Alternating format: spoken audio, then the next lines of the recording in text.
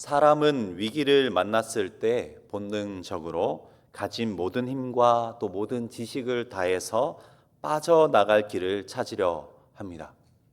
만약 불이 난 건물 안에 있다면 당황하여서 이리저리 사람들이 뛰어다니겠지만 결국 실제로 살 길은 어디로 가야 살 수 있는 것입니까?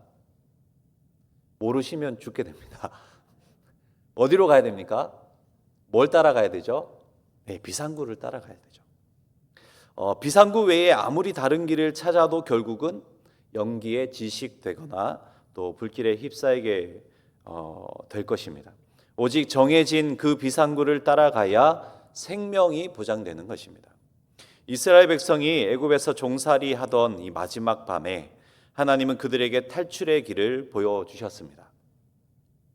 하지만 이 탈출의 길은 우리가 생각하기에 너무나도 이상하고 또 단순한 방법이었죠. 바로 집 문설주와 임방에 어린 양의 피를 바르라라는 것이었습니다. 이 단순한 행위가 애굽 땅을 덮은 이 죽음의 재앙을 막아내는 유일한 길이다라고 안내하셨던 것이죠. 인간적인 눈으로 보면 어리석어 보이는 길이고 일이었지만 하나님의 말씀에 순종하는 이 길만이, 그 길만이 곧 유일한 구원의 길이었던 것이죠. 오늘 우리 교회도 11월 전도 축제를 앞두고 이제 주중에도 주말에도 기도하면서 전도의 발걸음을 옮기고 있습니다. 이 시간 이후에 예배 이후에도 우리 모두가 함께 나가서 전도하게 될 터인데, 이 사역은 단순히 교회의 행사나 프로그램이 아니라는 것이죠. 하나님께서 정하신 그 구원의 길을 이웃들에게 알려주는 거룩한 사명의 시간인 것입니다. 마치 이스라엘이 어린 양의 피로 구원받은 것을 다음 세대에 전하고 또 그 구원의 길을 계속 많은 이들에게 알려야 했던 것처럼 오늘 우리는 오직 그리스도의 피로만 구원의 은혜를 누릴 수 있음을 주변 사람들에게 증거해야 하는 것이죠. 이 사명을 기억하면서 오늘 함께 말씀을 나누면서 하나님이 정하신 이 유일한 구원의 길을 더욱더 담대히 전할 수 있는 우리들 되길 소망합니다. 첫 번째로 우리가 함께 기억해야 할 것은 어린 양의 피가 우리를 살리는 유일한 은혜다라는 것입니다. 어린 양의 피가 우리를 살리는 유일한 은혜가 된다라는 것이죠. 애굽의 마지막 재앙은 장자의 죽음이었습니다. 장자와 또 처음 난 모든 것들이 죽게 되는, 인간이 하나님 앞에서 얼마나 무력한 존재인지를 보게 되는 그런 사건인 것이죠.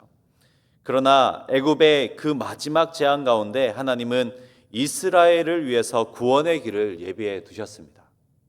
그것이 바로 흠없는 일련된 이 수컷 양을, 순양을 잡아서 그 피를 문에 바르는 것이었습니다. 성경은 히브리서를 통해서 피 흘림이 없이는 사함이 없다라고 말씀해 주셨죠. 어린 양의 피는 단순한 짐승의 피가 아니라 대속의 은혜를 예표하는 것이었습니다. 세례 요한은 예수님을 가리켜 이 어린 양이 되신다 안내하셨죠. 요한복음 1장 29절입니다. 보라, 세상 죄를 지고 가는 하나님의 어린 양이다 라고 예수님을 가리켜 그렇게 안내하였습니다. 출애굽기의 어린 양은 장차 오실 예수 그리스도를 미리 보여준 그런 그림자와 같은 것이었죠. 애굽의 장자들도 또 이스라엘의 장자들도 자세히 살펴보면 또 어쩌면 이것이 사실입니다. 별다른 차이가 없는 것이죠. 모두가 죄인인 것입니다. 모두가 그 죄인됨으로 죄의 값으로 인해서 죽음을 맞이해야 하는 그런 인생들이었던 것이죠. 그러나 어린 양의 피가 발라진 집은 심판이 넘어가게 되었습니다. 유월이라는 말 그대로 죽음이 그 집을 뛰어넘어간 것이죠. 이것이 은혜인 줄 믿습니다. 우리의 공로가 아니라 하나님이 마련하신 피의 은혜가 우리를 살리는 것이죠. 이것이 우리에게 은혜가 되는 것입니다. 오늘날 우리도 마찬가지입니다. 우리가 선해서 또 우리가 뭔가 의로운 행위를 해서 구원받는 것이 아니더라라는 것이죠. 우리 죄가 주홍같이 붉을지라도 예수 그리스도의 십자가의 피가 우리를 덮어준다면, 덮을 때에 우리는 하나님의 심판에서 벗어나서 생명을 얻게 되는 것입니다. 이러한 구원에 대해서, 그러한 구원의 은혜에 대해서 베드로전서 1장 18절부터 이렇게 말하고 있습니다. 너희가 알거니와 너희 조상이 물려준 헛된 행실에서 대속함을 받은 것은 은이나 금같이 없어질 것으로 된 것이 아니요 오직 흠없고 점없는 이 어린 양 같은 그리스도의 보배로운 피로 된 것이다 라고 말씀하였습니다. 그렇기에 우리가 전도할 때 가장 중심에 두어야 하는 것은 무엇이냐면 다름이 아니라 예수 그리스도의 보혈인 줄 믿습니다. 예수 그리스도의 보혈이 우리의 이 전도의 중심이 되어야 한다라는 것이죠. 사람들은 교회에 대해서 다양한 이야기를 듣습니다. 어떤 교회가 좋더라, 어떤 교회가 좋더라. 이 교회는 어떤 일들을 잘하고 저 교회는 어떤 일들을 잘하더라. 여러 활동과 봉사의 이야기를 듣고 또 교회를 접할 수도 있는 것이죠. 그러나 결국 한 영혼을 구원하는 것은, 한 영혼에게 생명이 임하여지는 것은 바로 십자가 복음, 십자가 피의 복음뿐인 줄 믿으시기 바랍니다. 이번 전도 주제를 준비하면서 우리가 전해야 할 것도, 또 우리가 당당하게 담대히 내세워야 할 것도 바로 이 보혈의 은혜인 것이죠. 그러므로 예수님의 십자가가 당신을 살립니다. 예수님의 십자가가 당신에게 생명을 주실 것입니다 라는 이 단순하지만 이 강력한 메시지를 이 하반기에 담대히 전할 수 있는 우리 모두가 되길 소망합니다. 두 번째로 기억할 것은 구원은 순종을 통해서 실제가 된다라는 것입니다. 구원은 순종을 통해서 실제가 되는 것입니다. 이스라엘 백성들은 단순히 어린 양의 피가 구원을 준다라는 사실만 알고 구원을 받은 것이 아니었습니다. 그들은 실제로 양을 잡아 피를 받았습니다. 그리고 그 피를 문에 발랐기 때문에 구원받았던 것이죠. 여기서 우리는 말씀을 이해하는 것과 순종하는 것은 다르다라는 것을 분명히 알아야 하는 것입니다. 구원의 은혜가 약속되었지만 그것이 곧 구원이 이스라엘 각 사람에게, 각 가정에게 현실이 되려면, 죽음이 그 집을 넘어가려면 반드시 문설주에 무엇을 발라야 한다고요? 피를 발라야 하는 것입니다. 피를 바르는 그 순종이 있어야, 그 순종의 발걸음이 있어야 구원의 역사가 있더라라는 것이죠. 본문 28절은 그러한 면을 강조하면서 이렇게 말합니다. 이스라엘 자손이 물러가서 그대로 행하되 여호와께서 모세와 아론에게 명령하신 대로 모두 다 행하였다. 28절에 기록한 이 말씀은 매우 중요하다고 할 수 있는 것이죠. 말씀을 들었을 때에 그대로 행한 그 순종, 명령하신 대로 다 행한 이 순종이 결국 구원을 현실로 만들게 되었기 때문에 그렇습니다. 만약 어떤 가정이 양을 잡는 게 귀찮다라던가 피를 바른다고 뭐가 달라지겠냐라고 생각하는 순간 그런 마음을 가지고 순종하지 않았다면 그 집의 장자는 애굽 사람들과 함께 똑같이 죽음을 맞이했을 것입니다. 그러므로 순종은 단순한 행위가 아니라 하나님을 신뢰하는 이 믿음의 표현임을 우리는 분명히 기억해야 하는 것이죠.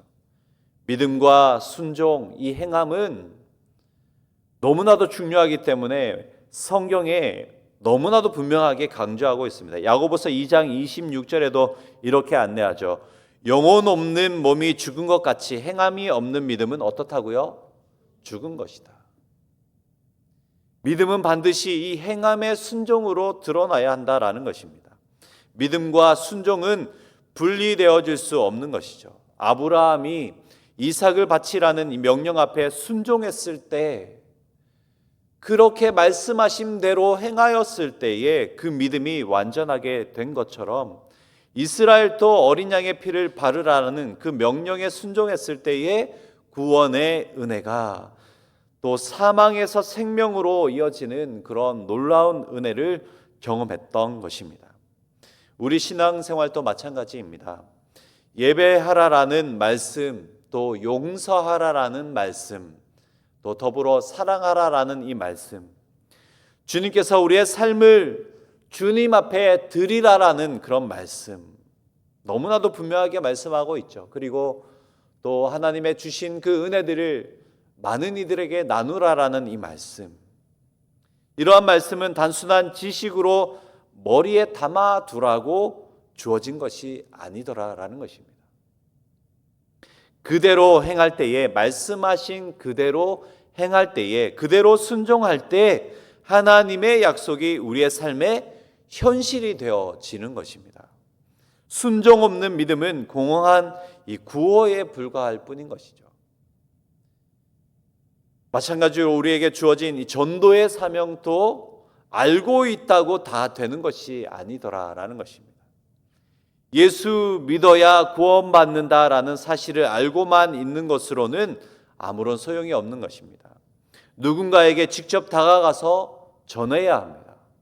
이러한 행함이 있어야 하는 것이죠. 또 초청장을 건네야 하는 것이죠. 초청장을 내가 받았으면 이게 끝이 아니라 내가 받은 그 초청장을 건네줘야 하는 것입니다. 거기에 순종할 때에 하나님의 역사가 이 초청장을 통해서 일어나는 것이죠. 또 부침개도 전해야 할 때가 있는 것이고, 따뜻한 말 한마디라도 전해야 하는 것이죠. 예수님께서 당신의 생명이 됐습니다라는 이 말 한마디라도 건네야 하는 것입니다. 기도하며 발걸음을 내딛어야 하는 것이죠. 순종 없는 믿음이 공허한 것처럼 행동 없는 전도, 그러한 열정은 공허한 열정에 지나지 않기 때문에 그렇습니다. 그래서 전도는 용기가 필요한 것이죠. 때로는 거절당하기도 하고 미움받기도 하지만, 그러나 우리가 그리스도를 사랑한다면은 하나님이 정하신 이 구원의 길, 유일한 이 구원의 길을 믿는다면 우리는 기꺼이 전도의 자리에 나서야 하는 것입니다. 사도 바울도 이렇게 고백했습니다. 디모데후서 4장 2절입니다. 우리 함께 읽어보겠습니다. 시작. 너는 말씀을 전파하라. 때를 얻든지 항상 힘쓰라. 항상 힘쓰는 우리들 되게 소망합니다. 이번 전도 축제는 우리가 이 명령에 순종할 수 있는 놀라운 은혜의 기회인 줄 믿으시기 바랍니다. 믿으시기 바랍니다. 기회입니다. 놀라운 기회입니다. 우리가 이 말씀에 순종할 수 있는, 그리고 순종함으로 우리 가운데 주어지는 놀라운 이 생명의 은혜들, 열매들을 볼 수 있는 놀라운 기회인 것이죠. 한 사람에게 복음을 전하면서 혹시 거절당하면 어쩌나라는 이 두려움이 앞서기보다는 그 영혼이 예수님의 피로 덮임받을 수 있다라는 소망과 기대감이 더 커야 하는 것이죠. 그러한 소망을 품고 우리의 이러한 순종의 발걸음이 한 영혼에게 결국 구원을 실제로 만드는 길이 됨을 믿고 담대히 복음을 전할 수 있는 우리들, 또 오늘 이 하루 되어질 수 있길 소망합니다. 세 번째로 기억해야 할 것은 후대에게 이 구원의 증거를 남겨야 한다라는 것입니다. 후대에게 이 구원의 증거를 남겨야 합니다. 하나님은 이스라엘 백성들에게 단순히 한번 피를 바르고 죽음이 지나가길 기다리라라고만 하지 않았습니다. 이 사건을 대대로 지켜야 할 규례로 삼으라고 명령해 주셨죠. 자녀들이 물어볼 때에 이 유월절 예식이 무슨 뜻이냐라고 질문하면 부모는 너희는 이것은 여호와께서 애굽 사람을 치실 때에 우리 집을 건너뛰어서 우리를 살리신 그런 놀라운 은혜의 사건이다, 생명의 사건이다 라고 대답하며 영원히 이것을 기억할 수 있도록 그렇게 가르쳐라 라고 명령해 주셨습니다. 구원은 우리에게 주어진 이 개인적인 체험으로 끝나서는 안 된다라는 것이죠. 내가 구원받은 이 사실만으로 만족해서는 안 된다라는 것입니다. 반드시 후대의 증거로 남기길, 알리길, 전하길 그렇게 원하셨던 것이죠. 그래서 하나님은 유월절을 절기로 제정해 주셨습니다. 단순한 기념일이 아니라 세대를 잇는 이 믿음의 유산으로 지정해 주셨던 것입니다. 시편 기자도 하나님의 이 놀라운 구원의 은혜 앞에 이렇게 고백했던 적이 있습니다. 78편 4절입니다. 우리가 이를 그들의 자손에게 숨기지 아니하고 여호와의 영예와 그의 능력과 그가 행하신 기이한 사적을 후대에 전하리로다. 믿음은, 구원은, 생명은 전해져야 하는 것입니다. 한 세대에서 끝나버리면 그 공동체는, 그 가정은 어쩌면 영적인 쇠퇴에 곧 빠지게 되는 것이죠. 오늘 우리의 가정도 마찬가지입니다. 부모 세대가 열심히 믿음으로 살았다 해도 자녀 세대가 그 믿음을 이어받지 못하면 가정의 신앙은 한 세대 만에 무너질 수 있습니다. 그러므로 우리는 경각심을 가져야 하는 것이죠. 우리는 예배 중심, 신앙 중심, 그리고 어떻게든 자녀들에게 이 신앙 안에 머물 수 있도록 하나님을 경험하는 그런 장을 분명하게 마련해 주어야 합니다. 이것이 오늘 우리에게 생명 주신, 또 구원의 은혜를 주신 우리 하나님께서 우리의 가정에 맡기신 사명인 것이죠. 그러므로 구원은 단순한 교리 교육이 아니라 살아있는 증거로 보여주어야 합니다. 그런 의미에서 살아있는 증거가 바로 오늘 우리가 되어야 하는 것입니다. 바로 저와 여러분이 되어야 하는 것입니다. 우리 삶 자체가 하나의 증거가 되어야 한다라는 사실입니다. 부모가 하나님을 의지하며 위기를 이겨내는 모습을 보여주고 있습니까? 그것이 증거가 되어야 합니다. 어떠한 상황에서도, 어떤 위기 가운데서도 무너지지 않는 그런 신앙의 믿음을 가지고 어떻게든 그렇게 이겨내는, 하나님 앞에 의지하며 이겨내는 그런 신앙의 모습이 우리 가운데 있어야 한다라는 것입니다. 그것이 우리 자녀들에게 증거가 되어야 한다라는 것이죠. 작은 것 하나라도 감사하는 모습 우리에게 있습니까? 작은 것 하나라도 하나님 앞에 감사하는 모습이 구원을 얻은 우리의 모습 가운데 우리 자녀들에게 이어져야 할 증거가 되어야 한다라는 것이죠. 인내로 기도하며 문제를 헤쳐가는 모습, 그것을 우리 자녀들이 볼 때에 우리 자녀들은 하나님이 살아계시고 하나님께서 우리의 가정, 우리 부모님을 구원하신 증거가 되는 거구나 라는 사실을 분명하게 나타내고 이어줄 수 있는 그런 믿음의 유산을 우리가 물려주어야 한다라는 것입니다.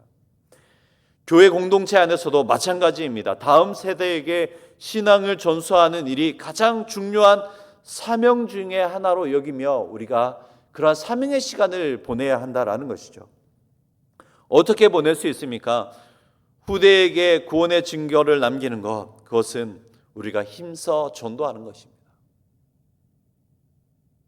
우리의 전도도 단순한 이 한 번의 행사로 끝나는 것이 아니라 후대에게 남길 구원의 증거가 될 수 있도록 그렇게 전해야 하는 것이죠. 우리가 행사처럼 하면 우리 자녀들도 어떻게 합니까? 행사처럼 할 것입니다. 그러나 우리가 구원받은 은혜의 증거로 삼고 그 증거를 마땅히 드러내고 나타내야 할 그러한 시간으로 알고 사용하면 우리 자녀들은 어떻게 알겠습니까? 우리 자녀들도 그러한 순간으로 알고 있을 수 있겠죠. 우리 자녀들이 우리 교회에 전도하는 모습을 보면서 우리 부모 세대는 이렇게 복음을 위해, 그러한 증거를 남기기 위해 힘썼구나, 애썼구나 라고 기억하게 될 것입니다. 말씀을 들을수록 사람들을 초청하는 것이 바로 우리가 후대에 남길 증거가 되는 것입니다. 사랑하는 성도 여러분, 하나님이 정하신 구원의 길은 어린 양의 피로 살리는 유일한 길이며 순종으로 구원이 실제가 되어지는 것이고 후대에 반드시 증거로 남겨야 할 그런 구원의 길입니다. 하반기 전도도 바로 이러한 구원의 길을 세상과 지역에 보여주는 특별한 자리가 됨을 믿으시고 하나님이 정하신 구원의 길이 우리 교회 안에서 또 지역 사회 속에서 더욱더 선명하고 분명하게 드러나길 기대하는 마음으로 한 영혼을 향해서 조금 더 수고스러움으로, 조금 더 사랑의 마음으로, 또 조금 더 담대히 전할 수 있는 우리와 우리 교회 되어질 수 있길 소망합니다. 함께 우리 들으신 말씀 생각하면서 기도하겠습니다.